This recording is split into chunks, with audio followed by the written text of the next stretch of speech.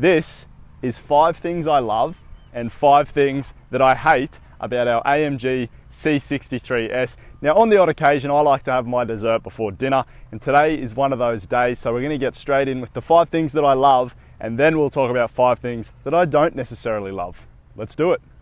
Alrighty, let's start with styling of the AMG. So these things look absolutely menacing. This is the coupe version of the C63s, not the sedan. Now, I don't dislike the sedan, but there's something about the way these coupes look. They are so slick and look so aggressive from absolutely every angle. And one thing that really tops that off is the sunroof. So we're going to show you how that looks, because once it is down and the windows are rolled down, this thing looks like it is ready to take on the world. Check out just how awesome that looks. Now let's check out number 2.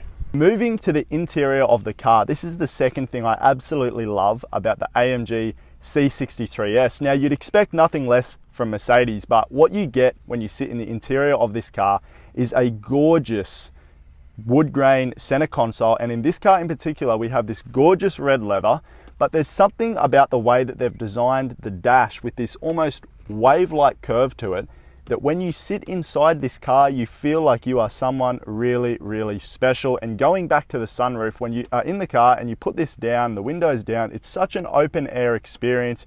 You don't feel claustrophobic. There's so much space in here. Mercedes, in my opinion, has designed this interior to be on par with some of the best automotive interior designs in the whole industry.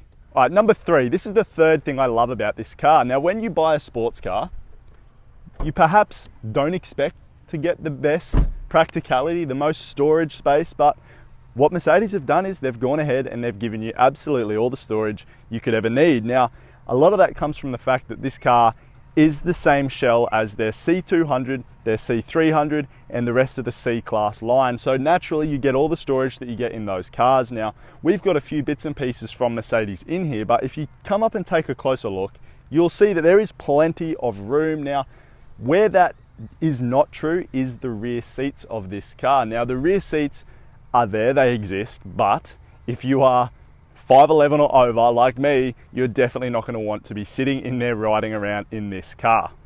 So number 4, and this is probably my favorite part, is the twin turbo V8 motor that this car has. Now, this car makes 375 kilowatts of power, which converted to horsepower is pretty much exactly 500. Now, you've got 2 twin turbos right here front and center, and a lot of AMG owners actually take off that cover there so that they're exposed, and it looks absolutely menacing what you can do with intakes and certain bits and pieces on this car to really set it apart. But it's an absolutely beautifully powerful motor with an awesome power delivery as well. So from factory, this is one of my favorite motors. Just the way this car drives and delivers its power is absolutely fantastic.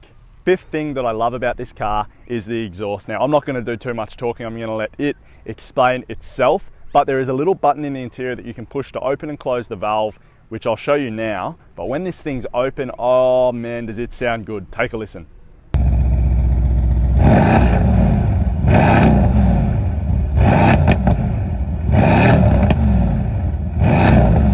So you know 5 things that I love about this car. Now let's talk about 5 things that I don't love. Now, to start with, the wheels that you get on this car from factory, I think they're just tacky.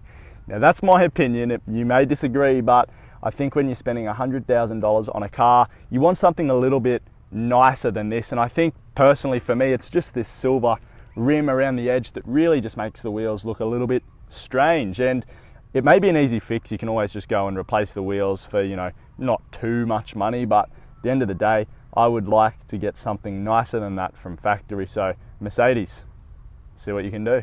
Second thing that I don't like about the C63s is the infotainment system. Now, while I don't necessarily hate it, what I don't like is how difficult it is to use and navigate through different things. So for example, if you want to try and connect your phone to the Bluetooth settings here, and then you want to go back to radio, and then maybe you want to go back to listening to Bluetooth, unless you sit here and spend the time figuring out how to do it, good luck finding out how to do that. And then even things as simple as the navigation system. For some reason, this just is so much more difficult than a lot of other automakers out there, and I think that is a big area of improvement for Mercedes moving forward. Now thirdly, and this one you might almost never see, but if you own one of these cars, you're going to notice at some point. Now these little exhaust exit pieces here are not actually the tip of the exhaust. That is just a cosmetic piece, and don't get me wrong, it makes the car look quite aggressive, but if you do ever see straight through here or on that odd angle coming down like that, you're going to see these two puny little exhaust tips from the actual exhaust, where the actual exhaust ends.